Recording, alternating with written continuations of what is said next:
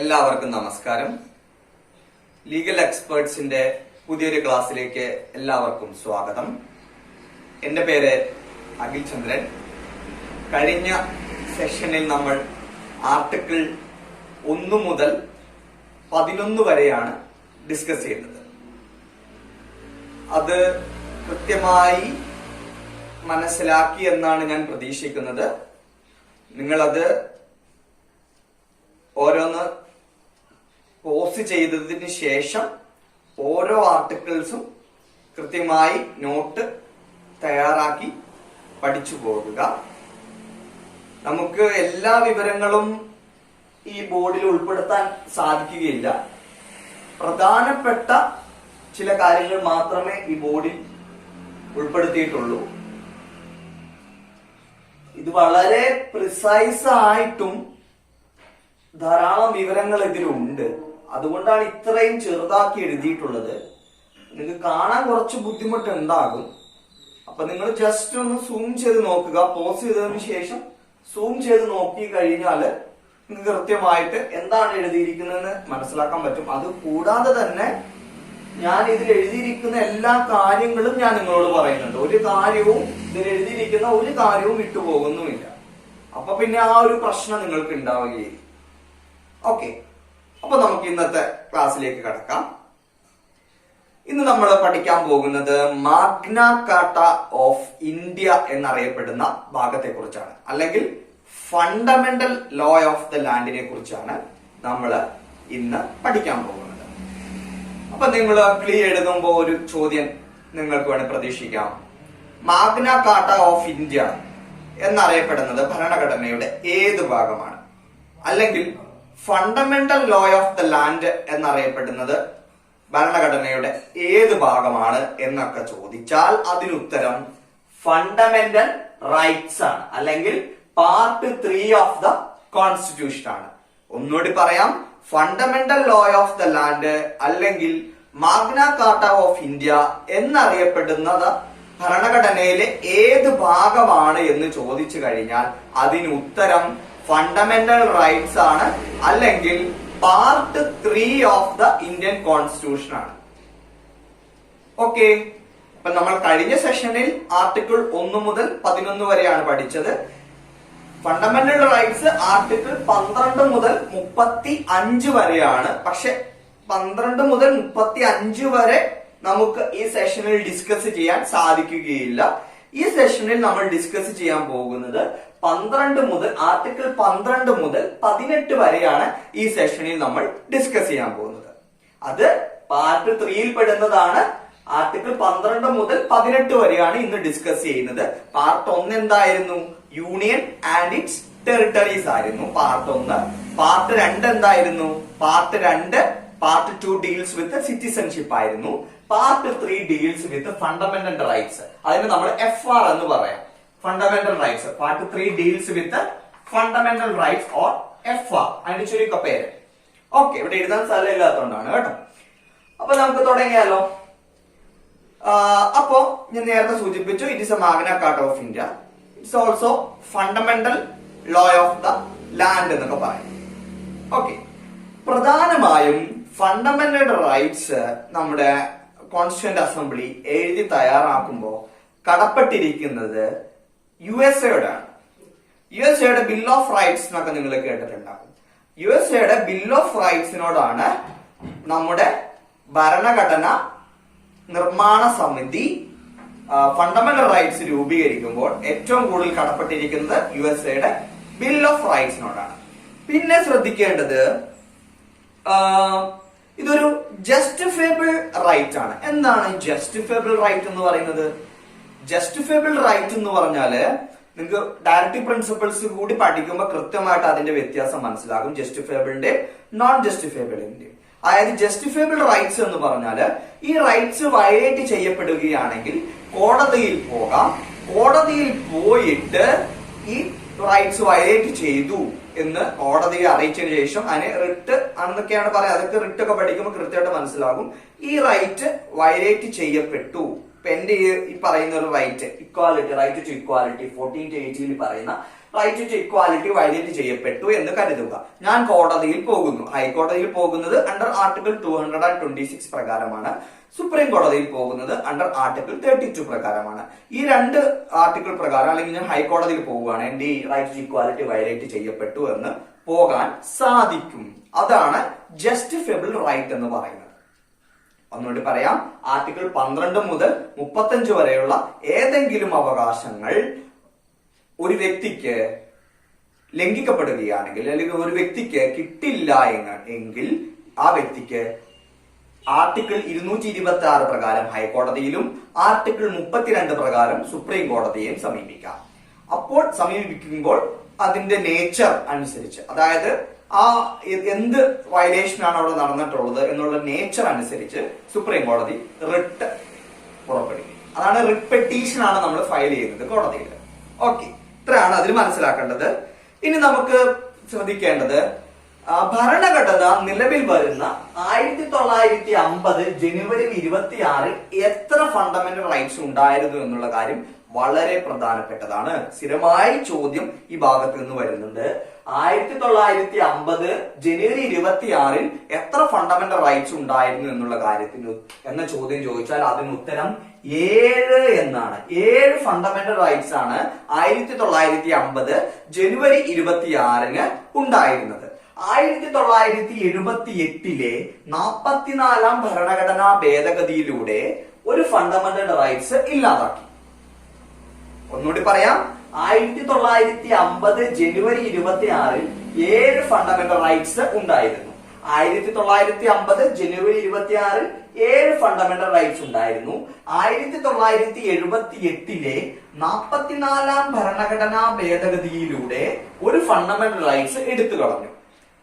അത് നമുക്ക് പറയാം, ഏതാണെന്ന് പറയാം. ആർട്ടിക്കിൾ 31 ആണ് എടുത്തു കളഞ്ഞത്.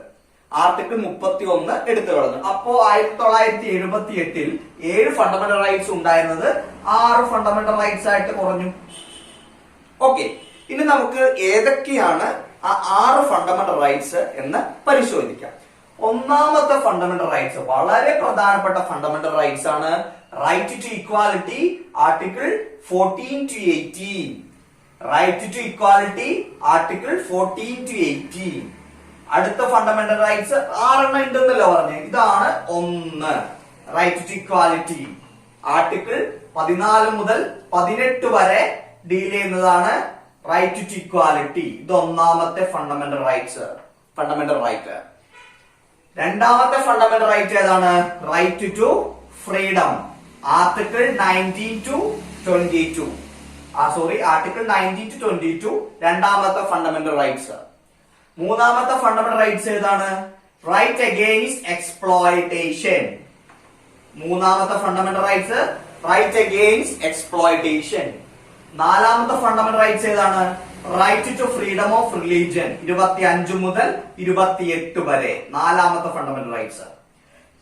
അഞ്ചാമത്തെ ഫണ്ടമെന്റൽ റൈറ്റ്സ് ഏതാണ്? Cultural and educational rights. അഞ്ചാമത്തെ fundamental rights cultural and educational rights article 29 to 30.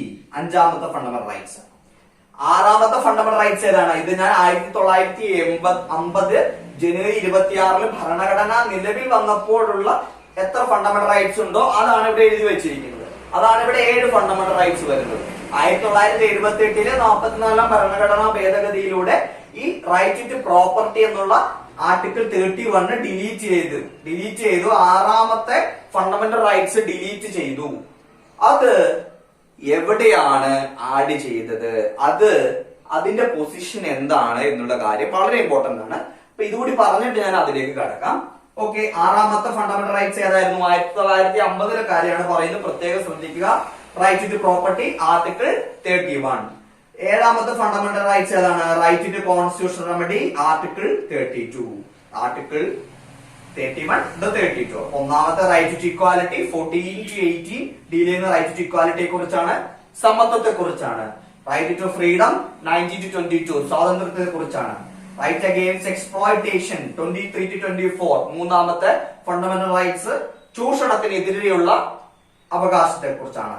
Right to freedom of religion മതസ്വാതന്ത്ര്യത്തിനുള്ള അവകാശം ആർട്ടിക്കിൾ 25 മുതൽ 28 വരെയാണ്. കൾച്ചറൽ ആൻഡ് എഡ്യൂക്കേഷണൽ റൈറ്റ്സ്, സാംസ്കാരികവും വിദ്യാഭ്യാസപരമായിട്ടുള്ള റൈറ്റ് 29 മുതൽ 30 വരെയാണ്. Right to property, right to property എന്ന് പറഞ്ഞാൽ അറിയാം, നിങ്ങൾക്കറിയാം, സ്വത്തവകാശം ആർട്ടിക്കിൾ 31 ആണ്, അത് ഡിലീറ്റ് ചെയ്തു. അടുത്ത right to constitutional remedies, right article 32. Constitutional remedies എന്ന് ഉദ്ദേശിക്കുന്നത് ഞാൻ നേരത്തെ സൂചിപ്പിച്ചു, ഇതിൽ ഏതെങ്കിലുമുള്ള ആർട്ടിക്കിൾ 12 മുതൽ 35 വരെയുള്ള ഏതെങ്കിലും ഫണ്ടമെന്റൽ റൈറ്റ്സ് വയലേറ്റ് ചെയ്യപ്പെടുകയാണെങ്കിൽ ആർട്ടിക്കിൾ 32 പ്രകാരം സുപ്രീം കോടതിയെ സമീപിക്കാം എന്നാണ് ഈ റൈറ്റ് ടു കോൺസ്റ്റിറ്റ്യൂഷണൽ റെമഡീസ് എന്നുകൊണ്ട് ഉദ്ദേശിക്കുന്നത്. അപ്പൊ അങ്ങനെ ടോട്ടല് ഭരണഘടന നിലവിൽ വരുമ്പോൾ 1950 ജനുവരി 26 എത്ര ഫണ്ടമെന്റൽ റൈറ്റ്സ് ഉണ്ടായിരുന്നു? 7 ഫണ്ടമെന്റൽ റൈറ്റ്സ് ആണ് ഭരണഘടന നിലവിൽ വരുമ്പോൾ ഉണ്ടായിരുന്നത്. പക്ഷെ 1978 44ാം ഭരണഘടനാ ഭേദഗതിയിലൂടെ റൈറ്റ് ടു പ്രോപ്പർട്ടി എന്നുള്ള ആർട്ടിക്കിൾ 31 പറഞ്ഞിട്ടുള്ള ഫണ്ടമെന്റൽ റൈറ്റ്സ് എന്ത് ചെയ്തു? ഫണ്ടമെന്റൽ റൈറ്റ്സ് എന്ന ഭാഗത്ത് നിന്ന് ഇല്ലാതാക്കി. അതായത് പാർട്ട് 3യിൽ നിന്ന് അത് ഡിലീറ്റ് ചെയ്തു. ആർട്ടിക്കിൾ 31 പാർട്ട് 3യിൽ നിന്ന് ഡിലീറ്റ് ചെയ്ത് ഏത് പാർട്ടിലേക്കാണ് പോയത് എന്നുള്ളത് വളരെ പ്രധാനമാണ്. ഏത് ആർട്ടിക്കിളിലേക്കാണ് കൂട്ടിച്ചേർത്തത് എന്നുള്ളത് വളരെ പ്രധാനമാണ്. പിന്നെ ഇപ്പൊ അതിന്റെ പൊസിഷൻ എന്താണ് എന്നുള്ളത്. കാരണം 1950 ജനുവരി 26 ഇത് ഒരു ഫണ്ടമെന്റൽ റൈറ്റ്സ് ആയിരുന്നു. പക്ഷെ 1978 ശേഷം അതിന്റെ പൊസിഷൻ എന്താണ്? അതൊരു ലീഗൽ റൈറ്റ് ആണ്. ലീഗൽ റൈറ്റ് ആണ്, ഫണ്ടമെന്റൽ റൈറ്റ് അല്ല. പ്രത്യേകം ശ്രദ്ധിക്കുക, സ്ഥിരമായി ചോദ്യം വരുന്ന ഒരു ഭാഗമാണ് റൈറ്റ് ടു പ്രോപ്പർട്ടി എന്നുള്ളത്. ഭരണഘടന നിലവിൽ വരുമ്പോൾ ഫണ്ടമെന്റൽ റൈറ്റ് ആയിരുന്നു. പക്ഷെ 1978 ഭരണഘടനാ ഭേദഗതിയിലൂടെ 44ാം ഭരണഘടനാ ഭേദഗതിയിലൂടെ അത് എന്തായി മാറി? അത് ലീഗൽ റൈറ്റ് ആയിട്ട് മാറി. ഫണ്ടമെന്റൽ റൈറ്റ് ആയിരുന്ന റൈറ്റ് ടു പ്രോപ്പർട്ടി 44ാം ഭരണഘടനാ ഭേദഗതിയിലൂടെ ലീഗൽ റൈറ്റ് ആയിട്ട് മാറി. ഓക്കെ, ഇനി പ്രത്യേകം ശ്രദ്ധിക്കേണ്ടത് ഏത് ആർട്ടിക്കിൾ ആണ് ഇപ്പോൾ റൈറ്റ് ടു പ്രോപ്പർട്ടി ഡീൽ ചെയ്യുന്നത്? അന്ന് ആ ആർട്ടിക്കിൾ 31 ആയിരുന്നു റൈറ്റ് ടു പ്രോപ്പർട്ടി ഡീൽ ചെയ്തിരുന്നത്. പക്ഷെ ഇപ്പോൾ 300A ഭരണഘടനയിലെ 300A വകുപ്പാണ് ഇപ്പോ റൈറ്റ് ടു പ്രോപ്പർട്ടി അല്ലെങ്കിൽ സ്വത്തവകാശത്തെ കുറിച്ച് ഡീൽ ചെയ്യുന്നത്. പിന്നെ പാർട്ട് ഏതാന്ന് കൂടി ശ്രദ്ധിക്കണം. പാർട്ട് 3ലായിരുന്ന റൈറ്റ് ടു പ്രോപ്പർട്ടി പാർട്ട് 12ലേക്ക് മാറ്റി. പ്രത്യേകം ശ്രദ്ധിക്കുക, പാർട്ട് 3ലായിരുന്ന റൈറ്റ് ടു പ്രോപ്പർട്ടി പാർട്ട് 12ലേക്ക് മാറ്റി. സ്ഥിരമായി ചോദ്യം വരുന്ന ഭാഗമാണ്, പ്രത്യേകം പഠിച്ചു പോകുക. ഭരണഘടന നിലവിൽ വരുമ്പോൾ നമുക്ക് 7 ഫണ്ടമെന്റൽ റൈറ്റ്സ് ഉണ്ടായിരുന്നു. 1978 ശേഷം ആർട്ടിക്കിൾ 31 എന്നുള്ള ഫണ്ടമെന്റൽ റൈറ്റ്സ് ഡിലീറ്റ് ചെയ്ത് അത് ലീഗൽ റൈറ്റ് ആയിട്ട് മാറി. അത് 300Aയിലാണ്. ഇപ്പൊ നിങ്ങൾ ഭരണഘടന വാങ്ങുകയാണെങ്കിൽ 300Aയില് റൈറ്റ് ടു പ്രോപ്പർട്ടി കാണും, ആർട്ടിക്കിൾ 31 കാണില്ല. അത് പാർട്ട് 3യിൽ നിന്ന് നിന്നുള്ള ഫണ്ടമെന്റൽ റൈറ്റ്സിൽ നിന്ന് പാർട്ട് 12ലേക്ക് അത് മാറ്റി എന്നുള്ള കാര്യം പ്രത്യേകം ശ്രദ്ധിച്ചു പോകുക. ഓക്കെ, ഇനി നമുക്ക് ഫണ്ടമെന്റൽ റൈറ്റ്സിന്റെ കുറച്ച് ഫീച്ചേഴ്സ് എന്തൊക്കെയാണെന്ന് നോക്കാം. ഞാൻ ആദ്യം പറഞ്ഞു ഇറ്റ് ഈസ് ജസ്റ്റിഫയബിൾ എന്ന് ഞാൻ ആദ്യം സൂചിപ്പിച്ചല്ലോ. All fundamental rights are justifiable. Okay, justifiable എന്താണെന്ന് ഞാൻ നേരത്തെ സൂചിപ്പിച്ചു, പക്ഷെ ഒന്നുകൂടി പറയാം. ആർട്ടിക്കിൾ 32 പ്രകാരം ഏതെങ്കിലും ഫണ്ടമെന്റൽ റൈറ്റ്സ് ലംഘിക്കപ്പെടുകയാണെങ്കിൽ, ഒരു വ്യക്തിക്ക് ലംഘിക്കപ്പെടുകയാണെങ്കിൽ ആ വ്യക്തിക്ക് ആർട്ടിക്കിൾ 32 പ്രകാരം സുപ്രീം കോടതിയെ സമീപിക്കാം.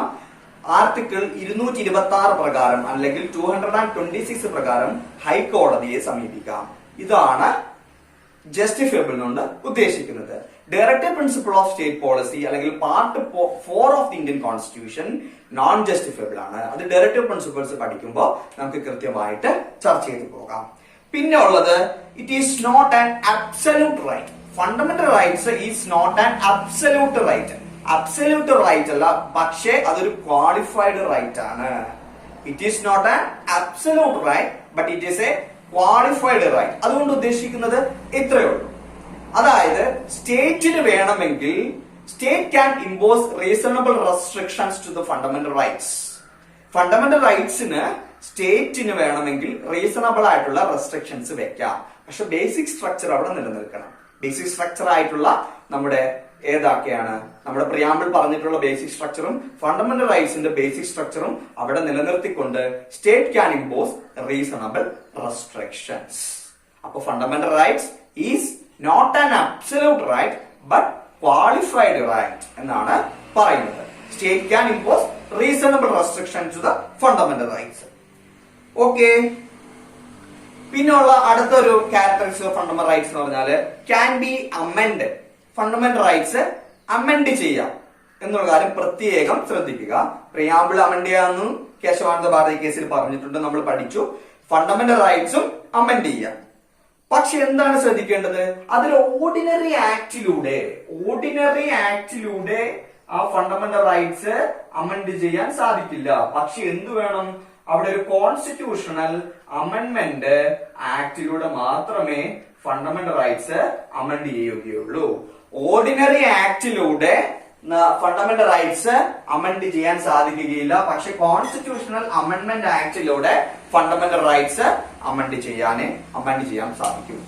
പക്ഷെ എന്നിരുന്നാലും കോൺസ്റ്റിറ്റ്യൂഷണൽ അമെൻമെന്റ് ആക്ടിലൂടെ അമെൻഡ് ചെയ്തിരുന്നാലും basic structure should not be amended. Basic structure of the constitution amend ചെയ്യാൻ സാധിക്കുകയില്ല.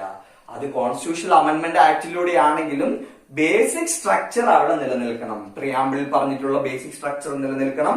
അതുകൂടാതെ തന്നെ ഫണ്ടമെന്റൽ റൈറ്റ്സിൽ പറഞ്ഞിട്ടിരിക്കുന്ന അടിസ്ഥാനപരമായിട്ടുള്ള കാര്യങ്ങൾ നിലനിൽന്നേ പറ്റൂ. ആ കോൺസ്റ്റിറ്റ്യൂഷണൽ അമെൻമെന്റ് ആക്ടിലൂടെ അത് അമെൻഡ് ചെയ്യുമ്പോൾ basic structure should not be amended എന്നുള്ള കാര്യം പ്രത്യേകം ശ്രദ്ധിക്കുക.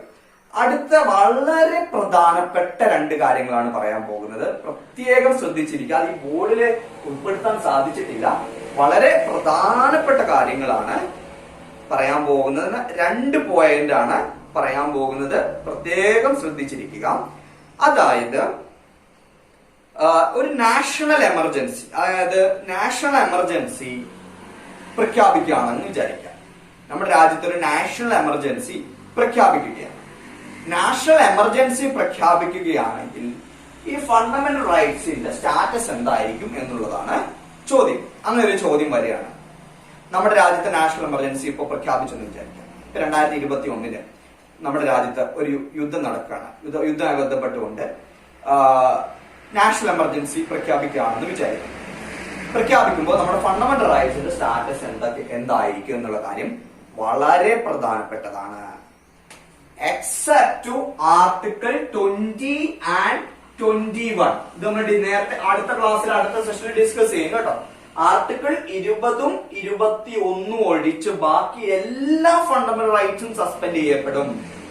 നാഷണൽ എമർജൻസി പ്രഖ്യാപിക്കുകയാണെങ്കിൽ ആർട്ടിക്കിൾ 20 ഈ പ്രിവെന്റീവ് ഡിറ്റൻഷൻ അറസ്റ്റുമായി ബന്ധപ്പെട്ട ആർട്ടിക്കിൾ ആണ് article 20. Article 21 right to life ആണ്.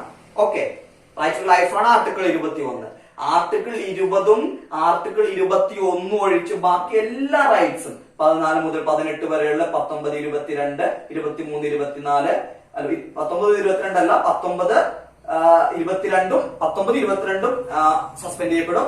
25, 28, 23, 24, 29, 30, 31 ഇല്ല, 32 മുതൽ 35 വരെയുള്ള ആർട്ടിക്കിൾസും സസ്പെൻഡ് ചെയ്യപ്പെടും. പ്രത്യേകം ശ്രദ്ധിക്കുക, നമ്മുടെ രാജ്യത്ത് ഒരു നാഷണൽ എമർജൻസി പ്രഖ്യാപിക്കുകയാണെങ്കിൽ ആർട്ടിക്കിൾ 20, 21 ഒഴിച്ച് ബാക്കി എല്ലാ ഫണ്ടമെന്റൽ റൈറ്റ്സും സസ്പെൻഡ് ചെയ്യപ്പെടും. അത് പ്രധാനപ്പെട്ട ഒരു പോയിന്റ് ആണ്.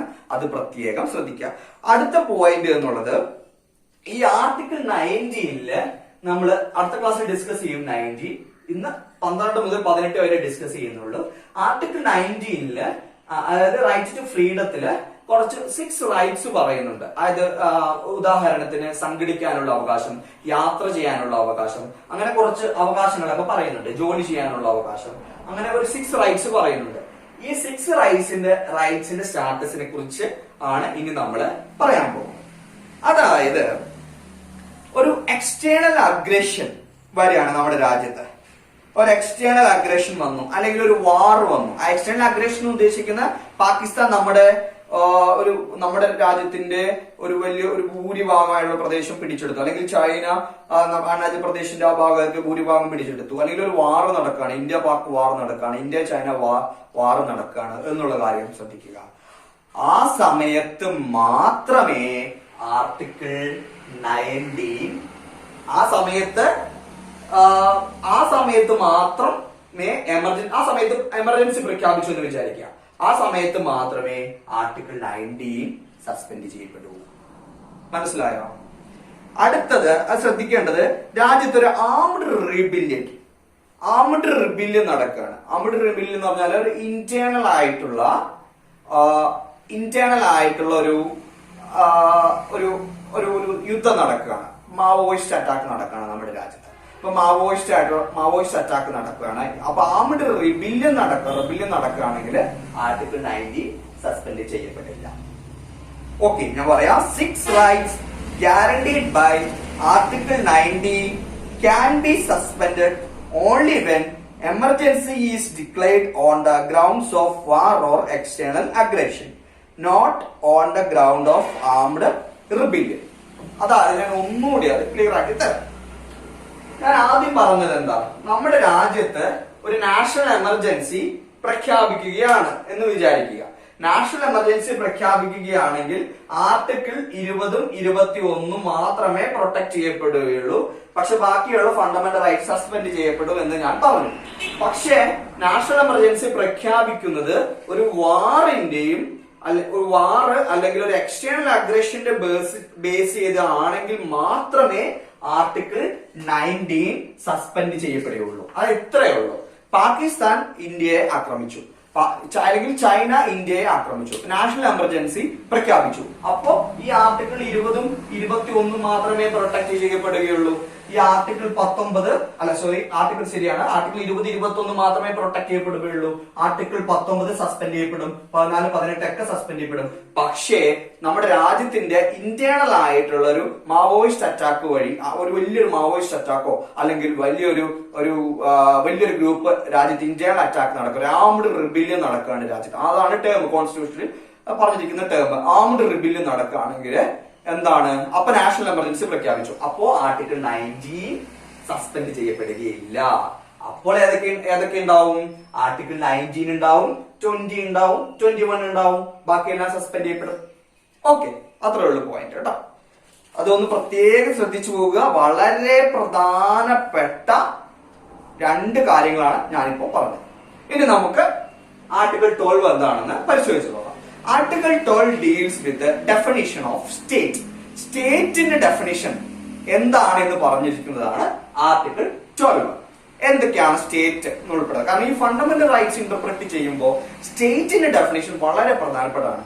ഇന്റർപ്രിട്ടേഷൻ ഓഫ് ഫണ്ടമെന്റൽ റൈറ്റ്സ് നടത്തുന്ന ആരാണ്? കോടതികളാണ്. അപ്പൊ കോടതികൾ അത് ഇന്റർപ്രറ്റ് ചെയ്യുമ്പോൾ സ്റ്റേറ്റിന്റെ ഡെഫിനിഷൻ വളരെ പ്രധാനപ്പെട്ടതാണ്. അപ്പൊ സ്റ്റേറ്റിന്റെ ഡെഫിനിഷനുമായി ബന്ധപ്പെട്ട് ഒരു സംശയവും ഉണ്ടാവരുത് എന്നുള്ളത് കൊണ്ടാണ് ആർട്ടിക്കിൾ 12 സ്റ്റേറ്റ് ഡിഫൈൻ ചെയ്തിട്ടുള്ളത്. എന്തൊക്കെയാണ് സ്റ്റേറ്റ് വരുന്നത് ശ്രദ്ധിക്കാം. അതായത് സെൻട്രൽ ഗവൺമെന്റ് സ്റ്റേറ്റ് ആയിട്ട് ഉൾപ്പെടുന്നതാണ്. അതുകൂടാതെ തന്നെ പാർലമെന്റ് സ്റ്റേറ്റ് ആയിട്ട് ഉൾപ്പെടുന്നതാണ്. അതുപോലെ തന്നെ എക്സിക്യൂട്ടീവ്, സെൻട്രൽ ഗവൺമെന്റ് കീഴിൽ വരുന്ന എക്സിക്യൂട്ടീവ് സ്റ്റേറ്റിൽ ഉൾപ്പെടുന്നതാണ്. സ്റ്റേറ്റ് ഗവൺമെന്റുകൾ ഏതാണ്? സ്റ്റേറ്റിൽ ഉൾപ്പെടുന്നതാണ്. നമ്മൾ ഈ സ്റ്റേറ്റ് കൊണ്ട് ഉദ്ദേശിക്കുന്ന കേരള സ്റ്റേറ്റ്, തമിഴ്നാട് സ്റ്റേറ്റ് അതല്ല കേട്ടോ നമ്മൾ ഉദ്ദേശിക്കുന്നത്. സ്റ്റേറ്റ് എന്ന് പറഞ്ഞാൽ വലിയൊരു കൺസെപ്റ്റ് ആണ് ഉദ്ദേശിക്കുന്നത്, വൈഡ് ആയിട്ടുള്ള കൺസെപ്റ്റ് ഉദ്ദേശിക്കുന്നതാണ് സ്റ്റേറ്റ്. അപ്പോ ഓരോ സ്റ്റേറ്റുകളും, ഇപ്പൊ കർണാടക സ്റ്റേറ്റ്, തമിഴ്നാട് സ്റ്റേറ്റുകളും ഓരോ സ്റ്റേറ്റുകളും സ്റ്റേറ്റ് ലെജിസ്ലേച്ചേഴ്സും, സ്റ്റേറ്റ് അസംബ്ലിയും സ്റ്റേറ്റ് കൗൺസിലും സ്റ്റേറ്റിന്റെ ഡെഫിനിഷനിൽ വരുന്നുണ്ട്. പിന്നെ ഓൾ ലോക്കൽ അതോറിറ്റീസ്, നമ്മുടെ പഞ്ചായത്ത് വരുന്നുണ്ട്, ത്രിതല പഞ്ചായത്തുകൾ, കോർപ്പറേഷൻസ്, ഇതൊക്കെ സ്റ്റേറ്റിന്റെ ഡെഫിനിഷൻസിൽ വരുന്നതാണ്. പിന്നെ അത് കൂടാതെ തന്നെ പ്രത്യേകം ശ്രദ്ധിക്കേണ്ടത് all statutory and non statutory authorities. എന്താണ് ഈ സ്റ്റാറ്റ്യൂട്ടറി അതോറിറ്റീസും നോൺ സ്റ്റാറ്റ്യൂട്ടറി അതോറിറ്റീസ് എന്ന് പറയുന്നത്? സ്റ്റാറ്റ്യൂട്ട് എന്താണ്? Statutory and non statutory authority ഇത്രയേ ഉള്ളൂ.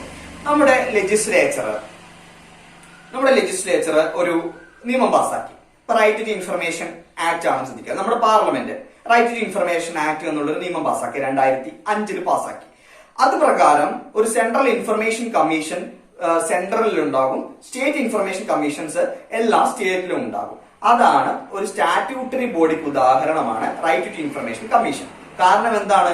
അത് പാർലമെന്റ് ഒരു റൈറ്റ് ടു ഇൻഫർമേഷൻ ബില്ല് എന്നുള്ള ഒരു ബില്ല് പാസ്സാക്കി റൈറ്റ് ടു ഇൻഫർമേഷൻ ആക്ട് ആക്കിയതിന് ശേഷം നിലവിൽ വന്നിട്ടുള്ള ഒരു ബോഡിയാണല്ലോ ഒരു ബോഡിയാണല്ലോ സെൻട്രൽ ഇൻഫർമേഷൻ കമ്മീഷൻ.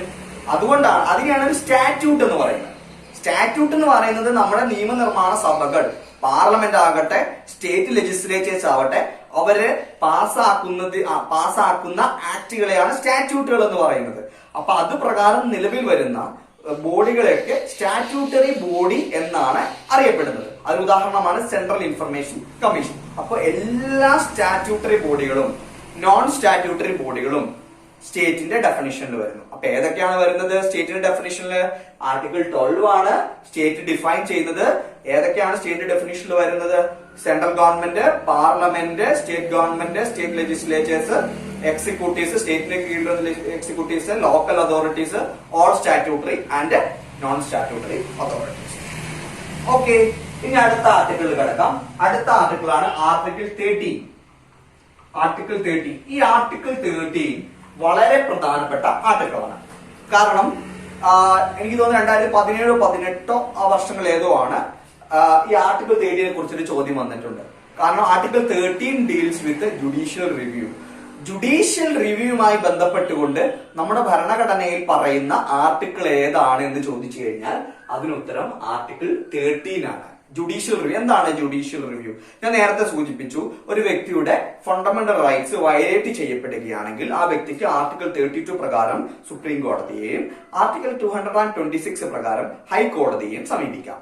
അപ്പൊ ഹൈക്കോടതിയെ സമീപിക്കുമ്പോൾ അത് അവിടെ ഫണ്ടമെന്റൽ റൈറ്റ്സ് കോടതി പരിശോധിക്കും. ഫണ്ടമെന്റൽ റൈറ്റ്സ് വയലേറ്റ് ചെയ്യപ്പെട്ടോ എന്ന് പരിശോധിക്കുകയാണെങ്കിൽ അതിന്റെ പർട്ടിക്കുലർ കേസിന്റെ പർട്ടിക്കുലർ നേച്ചർ പ്രകാരം ഒരു പ്രത്യേക റിട്ട് പുറപ്പെടുവിക്കും. നിങ്ങളുടെ റിട്ട് എന്ന് വെച്ചാൽ ആദ്യമായിട്ട് കേൾക്കുന്ന കുട്ടികൾ പേടിക്കേണ്ട, റിട്ടൊക്കെ കൃത്യമായിട്ട് നിങ്ങൾക്ക് പഠിപ്പിച്ചു തരും.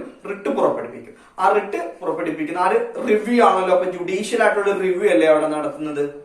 അതായത് ആ പ്രത്യേകമായിട്ടുള്ള ഫണ്ടമെന്റൽ റൈറ്റ്സ് വയലേറ്റ് ചെയ്യപ്പെട്ടോ ഇല്ലയോ എന്ന് കോടതി വ്യക്തമായ തെളിവുകളോടുകൂടിയും അല്ലെങ്കിൽ വ്യക്തമായ അഡ്വക്കേറ്റിന്റെയും സ്റ്റേറ്റിന്റെയും വാദമൊക്കെ പരിശോധിച്ചു കഴിഞ്ഞു റിവ്യൂ നടത്തുവാണ്. അത് ജുഡീഷ്യൽ റിവ്യൂ അല്ലേ?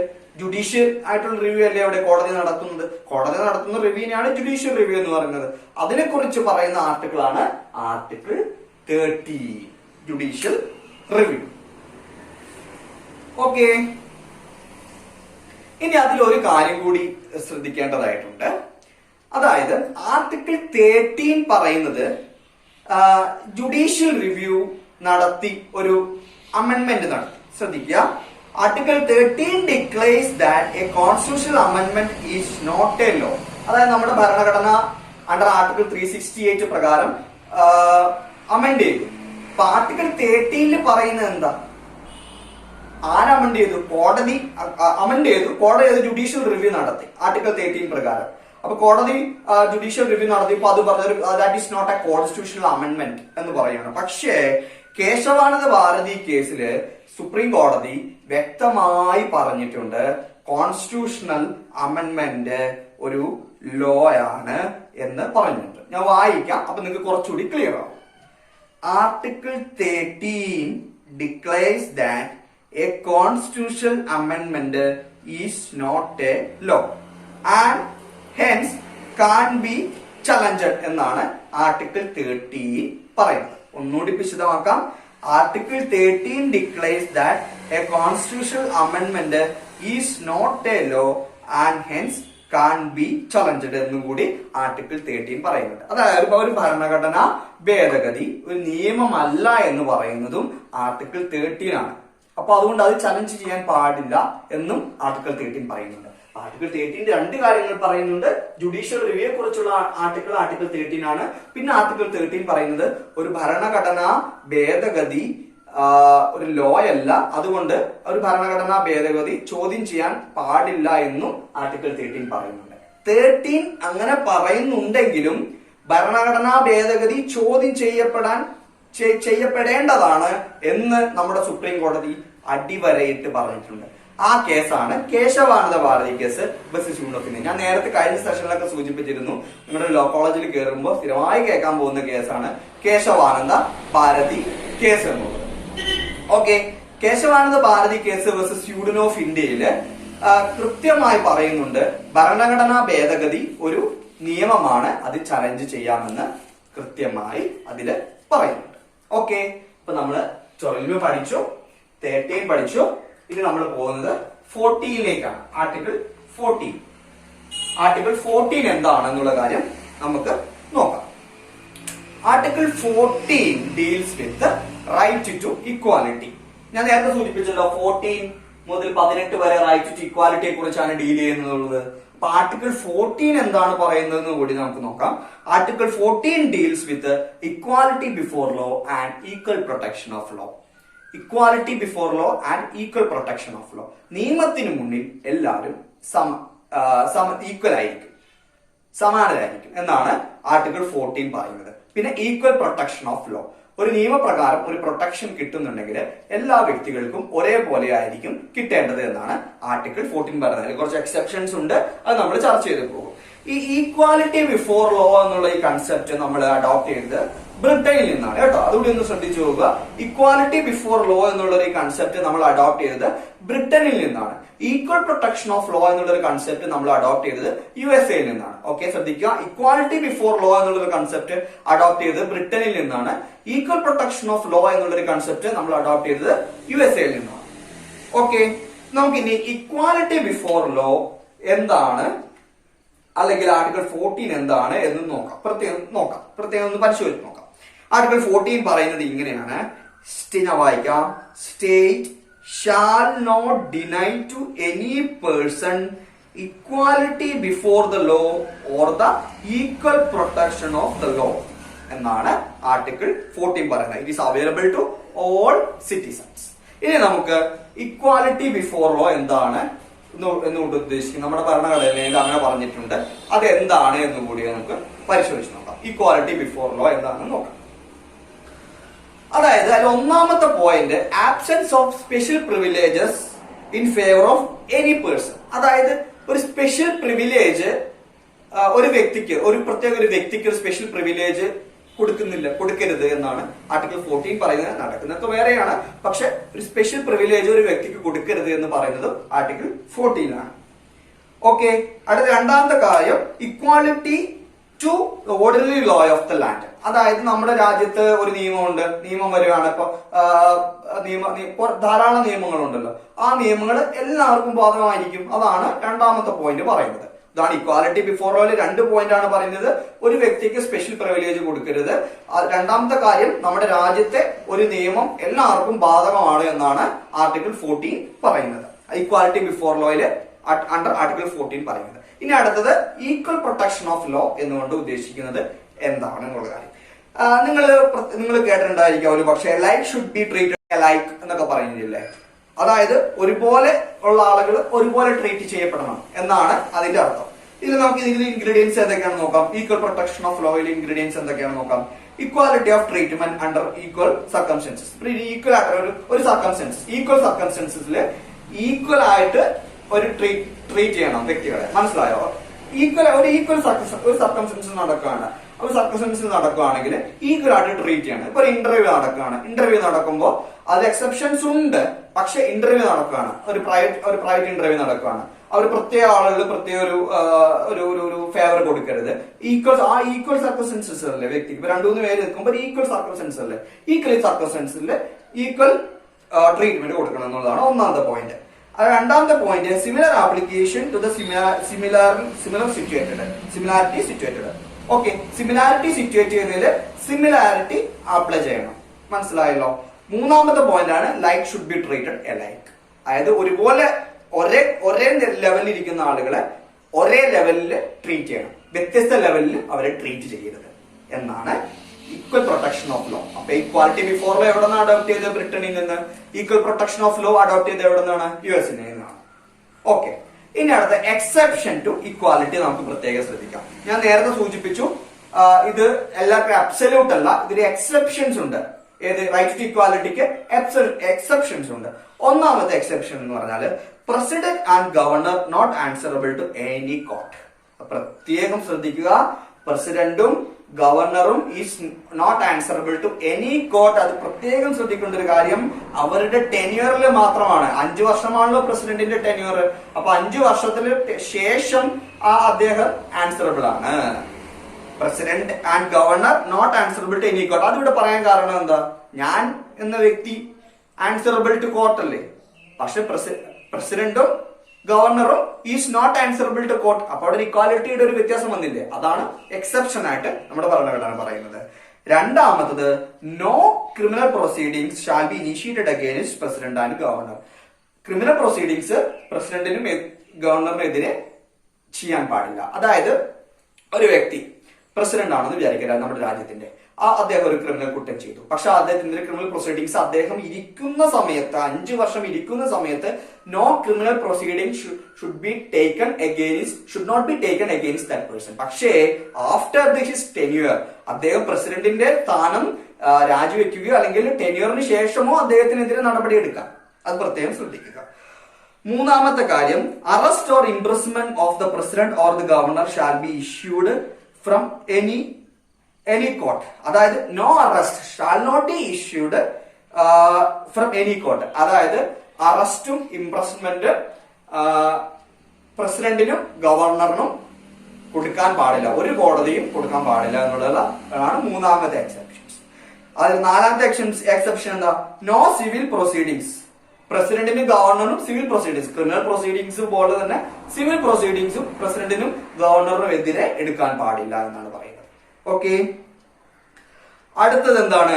അതായത് no member of parliament shall be liable to any proceedings in any court in respect of anything set in the legislature. അതായത് നമ്മുടെ ഒരു പാർലമെന്റിൽ ഒരു വ്യക്തി ഒരു കാര്യം പറഞ്ഞു. അപ്പൊ അത് ആ പറഞ്ഞുമായി ബന്ധപ്പെട്ടുകൊണ്ട് ഒരു വ്യക്തിക്ക് ആ പാർലമെന്റ് മെമ്പർക്കെതിരെ കോടതിയിൽ പോകാൻ സാധിക്കില്ല എന്നുള്ളതാണ്. മനസ്സിലായോ? ഒന്നുകൂടി പറയാം. No member of parliament shall be liable to any proceedings in any court in respect of anything said. ശ്രദ്ധിക്കുക, anything said in the legislature. എന്തെങ്കിലും ലെജിസ്ലേച്ചറിൽ പറഞ്ഞിട്ടുണ്ടെങ്കിൽ അതുമായി ബന്ധപ്പെട്ടുകൊണ്ട് കോടതിയിൽ അദ്ദേഹത്തിനെതിരെ ഒരു ക്രിമിനൽ പ്രൊസീഡിങ്സോ സിവിൽ പ്രൊസീഡിങ്സോ ഇനിഷ്യേറ്റ് ചെയ്യാൻ പാടില്ല എന്നാണ് പറയുന്നത്. 5ാമത്തെ പോയിന്റ്. 6ാമത്തെ പോയിന്റ് എന്താണ്?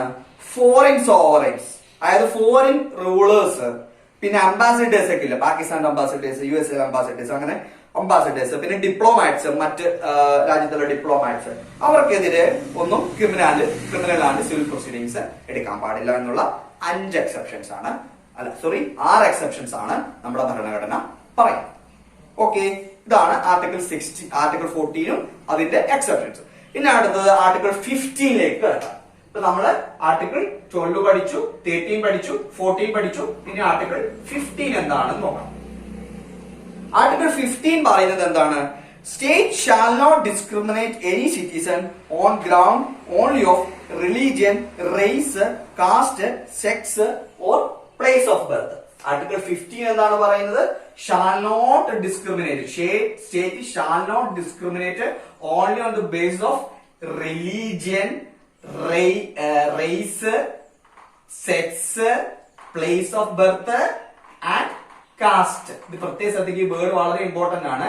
അതായത് റിലീജിയന്റെ മതപരമായോ അല്ലെങ്കിൽ ഗോത്രപരമായോ അല്ലെങ്കിൽ ലിംഗപരമായോ അല്ലെങ്കിൽ പ്ലേസ് ഓഫ് ബർത്തുമായി ബന്ധപ്പെട്ടോ അല്ലെങ്കിൽ ജാതീയപരമായോ ഒരു ഡിസ്ക്രിമിനേഷനും സ്റ്റേറ്റ് ചെയ്യാൻ പാടില്ല. സ്റ്റേറ്റിന്റെ ഡെഫിനിഷൻ ആദ്യം പറഞ്ഞല്ലോ. ആ ബോഡികളൊന്നും റിലീജിയന്റെ ബേസിസിലുള്ള, റേസിന്റെ ബേസിസിലുള്ള, സെക്സിന്റെ ബേസിസിലുള്ള, പ്ലേസ് ഓഫ് ബർത്തിന്റെ ബേസിസിലുള്ള, കാസ്റ്റിന്റെ ബേസിസിലുള്ള ഡിസ്ക്രിമിനേഷൻ ചെയ്യാൻ പാടില്ല എന്നാണ് ആർട്ടിക്കിൾ 15 പറയുന്നത്. ഇതിനും എക്സെപ്ഷൻസ് ഉണ്ട്. ഈ ആർട്ടിക്കിൾ 15നും എക്സെപ്ഷൻസ് ഉണ്ട്. അതിൽ ഒന്നാമത്തെ എക്സെപ്ഷൻ എന്ന് പറഞ്ഞാൽ ഞാൻ വായിക്കാം. State can make special provisions for women and children.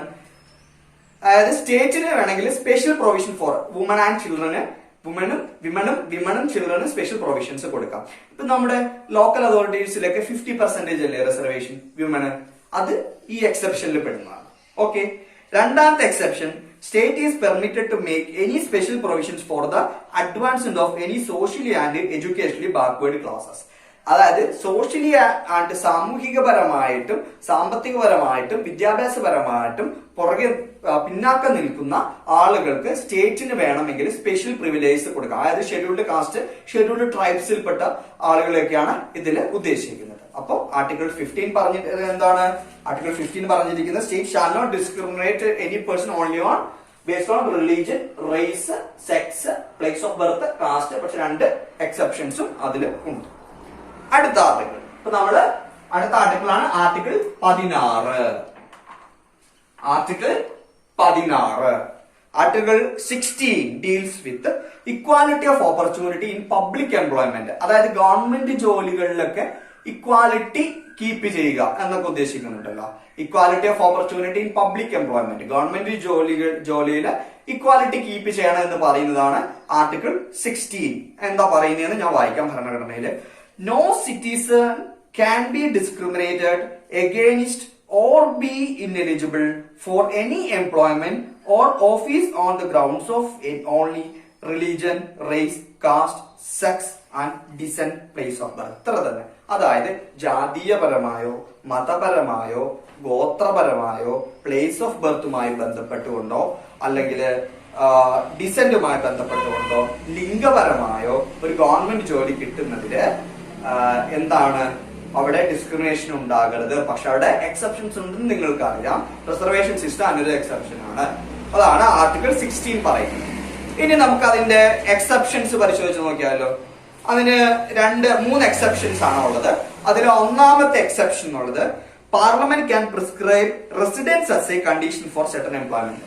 അതായത് ഒരു വ്യക്തി ഒരു പർട്ടിക്കുലർ ഏരിയയിലാണ് താമസിക്കുന്നത് എങ്കിൽ ആ പർട്ടിക്കുലർ ഏരിയയിൽ താമസിക്കുന്ന ആ വ്യക്തിക്ക് മാത്രമേ ആ ജോലി ചെയ്യാൻ സാധിക്കുകയുള്ളൂ എങ്കിൽ parliament can prescribe residence as a condition for certain employment. അതാണ് ഒന്നാമത്തെ എക്സെപ്ഷൻ. രണ്ടാമത്തെ എക്സെപ്ഷൻ എന്താണ്? State can provide for reservation of appointment or post in favour of any backward class that is not adequately represented. അതാണ് reservation system. Reservation system ഭരണഘടനാപരമാണ് എന്ന് പറയുന്നത് article 16 ആണ്. Constitution പ്രകാരമാണ് reservation schedule caste, schedule tribe അല്ലെങ്കിൽ OBC, OEC വിഭാഗങ്ങൾക്കൊക്കെ കിട്ടുന്നത് ഭരണഘടനാപരമാണ് എന്ന് പറയുന്ന ആർട്ടിക്കിൾ 16 ആണ്. അതാണ് രണ്ടാമത്തെ എക്സെപ്ഷൻ. അതായത് സാമ്പത്തികമായും സാമൂഹികമായും വിദ്യാഭ്യാസപരമായും ഒക്കെ പിന്നാക്കം നിൽക്കുന്ന ആളുകൾക്ക് അല്ലെങ്കിൽ അവരുടെ റെപ്രസെന്റേഷൻ പ്രാതിനിധ്യം അഡീക്വേറ്റ് ആയിട്ട് കിട്ടിയിട്ടില്ലെങ്കിൽ, റെപ്രസെന്റേഷൻ എന്നുള്ള വേർഡ് പ്രത്യേകം ശ്രദ്ധിക്കണം. റെപ്രസെന്റേഷൻ എന്നുള്ള വേർഡ് റെപ്രസെന്റേഷൻ കിട്ടിയിട്ടില്ലെങ്കിൽ അവർക്ക് പ്രത്യേകം ആയിട്ടുള്ള റിസർവേഷൻ കൊടുക്കാമെന്നുള്ളതാണ്. ഇപ്പൊ റിസർവേഷനുമായി ബന്ധപ്പെട്ടുകൊണ്ട് ധാരാളം തെറ്റിദ്ധാരണകൾ നമ്മുടെ സമൂഹത്തിൽ പറക്കുന്ന ഒരു കാലം കൂടിയാണ്. അതിനെതിരെ വലിയൊരു മൂവ്മെന്റ് ഒക്കെ നമ്മുടെ രാജ്യത്ത് നടക്കുന്നുണ്ട്. പക്ഷെ അത് തെറ്റിദ്ധരിക്കപ്പെടുന്നത് ഇതൊരു ദാരിദ്ര്യ നിർമ്മാർജ്ജന പ്രവർത്തനമാണ് എന്നുള്ളൊരു തെറ്റിദ്ധാരണ പലർക്കും ഉള്ളത് കൊണ്ടാണ്. ഇത് ദാരിദ്ര്യമായി കൂട്ടിക്കുഴയ്ക്കുന്നത് കൊണ്ടും അല്ലെങ്കിൽ സാമ്പത്തികമായി കൂട്ടിക്കുഴയ്ക്കുന്നത് കൊണ്ടാണ് ഈ ഒരു ഇഷ്യൂ വരുന്നത്. ഇത് റെപ്രസെന്റേഷൻ എന്നാണെന്നാണ് ഭരണഘടന വ്യക്തമായി പറയുന്നത്. അതായത് ഒരു പർട്ടിക്കുലർ ജാതിയിൽപ്പെട്ട ആളുകള് പ്രാതിനിധ്യം കിട്ടിയില്ലെങ്കിൽ അവർക്ക് പ്രാതിനിധ്യം കൊടുക്കുക എന്നുള്ളതാണ് നമ്മുടെ ഭരണഘടന വ്യക്തമായി പറയുന്നത്. ഓക്കെ, അടുത്ത എക്സെപ്ഷൻ ഏതാണെന്ന് നമുക്ക് വായിക്കാം. A law can provide that the incumbent of an office related to religious or denominational institution or a member of its governing body should belong to the particular religion. അതായത് നമ്മുടെ ഇപ്പൊ ഗുരുവായൂർ അമ്പലം ശ്രദ്ധിക്കുക. ഗുരുവായൂർ അമ്പലത്തിലെ മേൽശാന്തി should be A particular religion എന്ന് പറയുന്നുണ്ടല്ലോ. അദ്ദേഹം ഒരു ഗവൺമെന്റ് ഉദ്യോഗസ്ഥനായിട്ടാണ് അദ്ദേഹത്തെ ആ കാലഘട്ടത്തിൽ ഇപ്പൊ എത്ര നാളത്തേക്കാണോ അദ്ദേഹത്തെ നിയോഗിച്ചിരിക്കുന്നത് ആ കാലഘട്ടത്തിൽ ഗവൺമെന്റ് ഉദ്യോഗസ്ഥനായിട്ടാണ് കണക്കാക്കുന്നത്. അതാണ് ഈ പറയുന്നത് a law can provide that the incumbent of an office എന്നൊക്കെ പറഞ്ഞാൽ ഒരു പർട്ടിക്കുലർ പൊസിഷൻ വഹിക്കുന്ന അല്ലെങ്കിൽ പൊസിഷൻ വഹിച്ച് അടുത്ത പൊസിഷനിലേക്ക് പോകാനുള്ള, അതായത് ഒരു പർട്ടിക്കുലർ പൊസിഷൻ വഹിച്ചു അദ്ദേഹത്തിന്റെ ടെന്യൂർ കഴിഞ്ഞതിന് ശേഷം വരാൻ പോകുന്ന വ്യക്തി എന്നൊക്കെ നമ്മൾ ഉദ്ദേശിക്കുന്നത്. അതാണ് ഇൻകുംബന്റ് എന്ന് ഉദ്ദേശിക്കുന്നത്. ഒന്നുകൂടി വായിക്കാം. A law can provide that the incumbent of an office related to religious or denominational institution or a member of its governing body should belong to the particular religion. അതാണ് ഞാൻ നേരത്തെ പറഞ്ഞത്. ഗുരുവായൂർ അമ്പലത്തിലേക്ക്, ശബരിമല അമ്പലത്തിലേക്ക് പർട്ടിക്കുലർ റിലീജിയനിൽപ്പെട്ട ആളുകൾ ആകണം. അപ്പൊ അവർക്ക് വേണ്ടി പ്രത്യേകം റിസർവ് ചെയ്തിട്ടുണ്ട്. അപ്പൊ അത് ഒരു ആർട്ടിക്കിൾ 15 എക്സെപ്ഷൻ ആണ്. ഇപ്പൊ നമ്മള് 12 പഠിച്ചു, 13 പഠിച്ചു, 14 പഠിച്ചു, 15 പഠിച്ചു, 16 പഠിച്ചു. ഇനി അടുത്ത 17 വളരെ പ്രധാനപ്പെട്ട ആർട്ടിക്കിൾ. വളരെ പ്രധാനപ്പെട്ട ആർട്ടിക്കിൾ ആണ്. മഹാത്മാഗാന്ധിയുമായി ബന്ധപ്പെട്ട് നിൽക്കുന്ന ആർട്ടിക്കിൾ ആണ് ഇത്. കാരണം നമ്മുടെ ഭരണഘടനാ നിർമ്മാണ സഭയില് അല്ലെങ്കിൽ കോൺസ്റ്റിറ്റ്യൂന്റ് അസംബ്ലിയില് ഇത് പാസ്സാക്കുമ്പോൾ മഹാത്മാഗാന്ധി കി ജയ് എന്നുള്ള വലിയ ഉച്ചത്തിൽ മുദ്രാവാക്യം വിളിച്ചുകൊണ്ട് ഭരണഘടനാ നിർമ്മാണ സമിതി അംഗങ്ങൾ പാസ്സാക്കിയ ആർട്ടിക്കിൾ ആണ് ആർട്ടിക്കിൾ 17. അൺടച്ചബിലിറ്റിയായി ബന്ധപ്പെട്ടുകൊണ്ടുള്ള, അയിത്വവുമായി ബന്ധപ്പെട്ടുകൊണ്ടുള്ള ആർട്ടിക്കിൾ ആണ് article 17. Article 17 abolishes untouchability and forbids its practice in any form. Article 17 abolishes untouchability and forbids എന്ന് പറഞ്ഞാൽ അത് തടസ്സപ്പെടുത്തുന്നു എന്നുള്ളതൊക്കെയാണ് ഉദ്ദേശിക്കുന്നത്. Forbids its practice in any form. Any ഫോമിലുള്ള untouchability ആർട്ടിക്കിൾ 17 എന്ത് ചെയ്യുന്നു? ബാൻ ചെയ്യുന്നു എന്നാണ്. വളരെ പ്രധാനപ്പെട്ട ആർട്ടിക്കിൾ ആണ്. മഹാത്മാഗാന്ധിയുമായി ബന്ധപ്പെട്ടുള്ള ആർട്ടിക്കിൾ എന്നൊക്കെ ചോദ്യം ചോദിച്ചു കഴിഞ്ഞാൽ അത് ആർട്ടിക്കിൾ 17 ആണ്. കാരണം മഹാത്മാഗാന്ധി അയിത്തത്തിനെതിരെയൊക്കെ ധാരാളം പ്രവർത്തിച്ച വ്യക്തി ആയതുകൊണ്ട് ആണ് ഈ ആർട്ടിക്കിൾ 17 പാസ്സാക്കിയപ്പോൾ ഭരണഘടനാ നിർമ്മാണ സമിതിയിൽ വലിയ ആരവമായിരുന്നു. മഹാത്മാഗാന്ധിക്ക് ജയ് എന്നൊക്കെ പറഞ്ഞ് വലിയ ആരവങ്ങൾ ഉണ്ടായിരുന്നു. അതുകൊണ്ട് മഹാത്മാഗാന്ധിയുമായി ബന്ധപ്പെട്ടുള്ള ആർട്ടിക്കിൾ ആണ് ആർട്ടിക്കിൾ 17 എന്നൊക്കെ ചോദ്യം വരികയാണെങ്കിൽ. ഓക്കെ, പിന്നെ ഇതുമായി ബന്ധപ്പെട്ട് ഈ അയിത്തം പാടില്ല എന്ന് ആർട്ടിക്കിൾ 17 പറയുന്നുണ്ടെങ്കിലും ഇപ്പൊ നമ്മളിപ്പോ സിറ്റിസൺഷിപ്പിലെ കുറെ കാര്യങ്ങൾ പറഞ്ഞില്ലേ. സിറ്റിസൺഷിപ്പിലെ പാർട്ട് 2 കുറെ കാര്യങ്ങൾ പറയുന്നുണ്ട്. അത് കൂടാതെ തന്നെ സിറ്റിസൺഷിപ്പ് ആക്ടും പാസ്സാക്കിയല്ലോ. അതുപോലെ തന്നെ ഇവിടെ ആർട്ടിക്കിൾ 17 അൺടച്ചബിലിറ്റി ബാൻ ചെയ്യുന്നുണ്ടെങ്കിലും അതിനെ കുറിച്ച് കൂടുതലായിട്ടും കാര്യങ്ങളെ കുറിച്ചൊക്കെ അത്രേ പറയുന്നുള്ളൂ നമ്മുടെ ഭരണഘടന. പക്ഷെ അതിനെ കുറിച്ച് കൂടുതലായിട്ട് കാര്യങ്ങൾ പറയുന്നത് ഒരു ആക്ട് ആണ്. സിറ്റിസൺഷിപ്പ് ആക്ട് പോലെ വേറൊരു ആക്ട് നമ്മുടെ പാർലമെന്റ് പാസ്സാക്കിയിട്ടുണ്ട്. അത് 1955 protection of civil rights act ആണ്. 1955 protection of civil rights act അൺടച്ചബിലിറ്റിയെ കുറിച്ചും അത് ബാൻ ചെയ്ത് ഏതൊക്കെ രീതിയിലാണ് അൺടച്ചബിലിറ്റി വരുന്നത്, ഏതൊക്കെ സാഹചര്യത്തിലാണ് അൺടച്ചബിൾ ആകുന്നത്, അൺടച്ചബിലിറ്റി എന്നുള്ള ഒരു കൺസെപ്റ്റ് വരുന്നത്, അത് ബാൻ അതിനുള്ള പണിഷ്മെന്റ് എന്താണ്, അതുമായി ബന്ധപ്പെട്ടുള്ള കാര്യങ്ങൾ, ക്യാരക്ടറിസ്റ്റിക്സ് അല്ലെങ്കിൽ ഇൻഗ്രീഡിയൻസ് എന്തൊക്കെയാണ്, അതൊക്കെ പറയുന്നത് protection of civil rights act 1955 അതിന്റെ പേര് 1976 മാറ്റിയിട്ട് അത് അൺടച്ചബിലിറ്റി ഓഫൻസസ് ആക്ട് ആക്കി മാറ്റിയിട്ടുണ്ട്. ഓക്കെ, അപ്പൊ അൺടച്ചബിലിറ്റിയുമായി ബന്ധപ്പെട്ടുള്ള ആക്ട് ഏതാണെന്ന് ചോദിച്ചാല് protection of civil rights act 1955. ആ വർഷം വളരെ ഇമ്പോർട്ടന്റ് ആണ്. 1955 വരുന്നുണ്ട്. പിന്നെ ഏതാണ് അൺടച്ചബിലിറ്റി ആക്ട് 1976. അതിന്റെ പേര് മാറ്റി 1976. വർഷം വളരെ പ്രധാനപ്പെട്ടതാണ്. ഇനി നമുക്ക് അടുത്ത ആർട്ടിക്കിളിലേക്ക് കടക്കാം. ആർട്ടിക്കിൾ 18.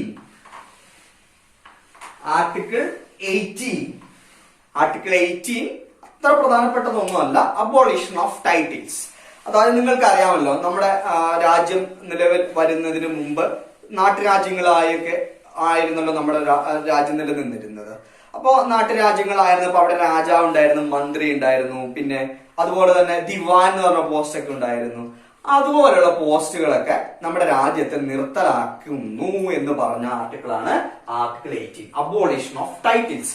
അതുപോലുള്ള ടൈറ്റിൽസ് ഒക്കെ നിർത്തലാക്കിയ ആർട്ടിക്കിളാണ് ആർട്ടിക്കിൾ 18.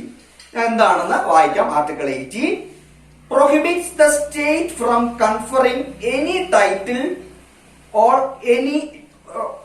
anybody. അതായത് പ്രത്യേക ടൈറ്റിൽ കൊടുക്കരുത്. ദിവാൻ എന്നൊക്കെ പറഞ്ഞ ടൈറ്റിൽസ് കൊടുക്കരുത്. പത്മശ്രീ അതൊക്കെ വേറെയാണ് കേട്ടോ. പത്മശ്രീ, പത്മഭൂഷൺ ഒക്കെ അതൊക്കെ വേറെയാണ്. ഇതിന് വരുന്നൊരു എക്സെപ്ഷൻ ആണ്. പ്രത്യേകമായിട്ടുള്ള ടൈറ്റിൽ കൊടുക്കരുത്. ദിവാൻ, രാജാവ് അല്ലെങ്കിൽ കിങ് അതുപോലുള്ള ടൈറ്റിൽസ് കൊടുക്കരുത് എന്നുള്ളതാണ് ആർട്ടിക്കിൾ 18 പറയുന്നത്. രണ്ടാമത്തെ കാര്യം, it prohibits A citizen of India from accepting any title from any foreign state. വളരെ പ്രധാനപ്പെട്ടതാണ്. ഒരു സിറ്റിസൺ ആയിട്ടുള്ള ഒരു വ്യക്തി, ഒരു ഇന്ത്യൻ സിറ്റിസണ്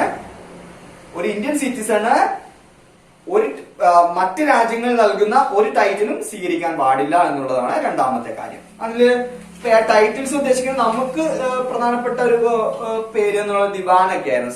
സർ CP എന്നൊക്കെ പറയുന്നത് ദിവാനായിരുന്നല്ലോ അദ്ദേഹം. പിന്നെ മറ്റ് സ്വാഗതൊക്കെ അതില് മഹാരാജ, രാജ് ബഹദൂർ, റായ് സാഹിബ്, പിന്നെ ബഹദൂർ, അത് എന്നൊക്കെ പേരുകളൊക്കെ അണ്ടർ ആർട്ടിക്കിൾ 18 പ്രകാരം ബാൻ ചെയ്തു.